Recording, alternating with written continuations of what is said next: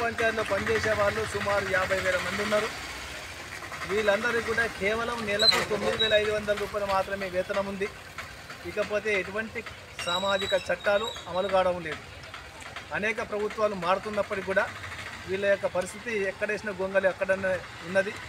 కాబట్టి గవర్నమెంట్ వెంటనే గ్రామ పంచాయతీ కార్మికుల వేతనాలు పెంచి పర్మనెంట్ చేయాలని చెప్పి, అదేవిధంగా కాంట్రాక్ట్ అవుట్సోర్సింగ్ కార్మికుల సమస్యలను వెంటనే పరిష్కరించాలని చెప్పి ఐఎఫ్టియు రాష్ట్ర కమిటీ ఆధ్వర్యంలో సెప్టెంబర్ 7 తారీఖు నాడు ఉదయం 10 గంటల నుండి సుందరయ్య విజ్ఞాన కేంద్రంలో రాష్ట్ర సదస్సు నిర్వహిస్తూ ఉన్నాం. కాబట్టి గ్రామ పంచాయతీ కార్మికులు, మున్సిపల్ కార్మికులు పెద్ద ఎత్తున పాల్గొని ఈ యొక్క సదస్సును జయప్రదం చేయాలని చెప్పి మేము కోరుతా ఉన్నాం. ఎందుకంటే భారతదేశంలో అత్యున్నతమైన న్యాయస్థానం సుప్రీంకోర్టు. ఆ సుప్రీంకోర్టే 2016 అక్టోబర్ 26 తారీఖు నాడు సమాన పనికి సమాన వేతనం ఇవ్వాలని చెప్పి తీర్పిచ్చింది. 9 ఏళ్ళు అవుతుంది.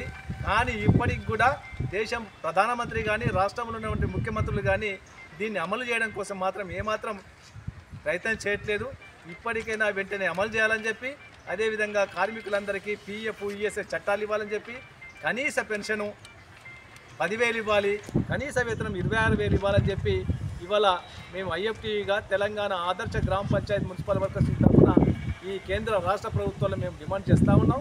లేకపోతే కార్మికుల కోపాగ్నికి బలికాక తప్పదని చెప్పి ఈ సందర్భంగా హెచ్చరిస్తూ ఉన్నాం. ఎందుకంటే సఫాయి కార్మికులే నిజమైన దేవుళ్ళు అని చెప్పి సైలెంట్ పెడితే మా కార్మికుల కడుపు నిండదు. అదేవిధంగా నరేంద్ర మోడీ గారు ఢిల్లీకి పిలిపించుకొని శాలువా కప్పి సన్మానం చేసి పాదాలు మొక్కినంత మాత్రాన అది ప్రచారంకు ఉపయోగమే తప్ప నిజంగా కార్మికుల బతుకుల్లో వెలుగు రేఖ లేదు. కాబట్టి స్వచ్ఛ భారత్లో ముందు భాగంలో ఉన్నటువంటి కార్మికుల సమస్యల్ని, బాధల్ని పట్టించుకొని వీళ్ళ వేతనాలు పెంచి పర్మనెంట్ చేయాలని చెప్పి అటు కేంద్ర ప్రభుత్వాన్ని, అదేవిధంగా రాష్ట్ర ముఖ్యమంత్రి రేవంత్ రెడ్డి గారిని ప్రత్యేకంగా మేము కోరుతా ఉన్నాం. లేకపోతే కార్మికులు పెద్ద ఎత్తున ఆందోళన చేస్తారని చెప్పి ఈ సందర్భంగా తెలియజేస్తూ ఉన్నాం. ఈ సెప్టెంబర్ 7న జరిగినటువంటి రాష్ట్ర సదస్సులో గ్రామ పంచాయతీ కార్మికులు పెద్ద ఎత్తున పాల్గొనాలని చెప్పి మరోసారి విజ్ఞప్తి చేస్తా ఉన్నాం.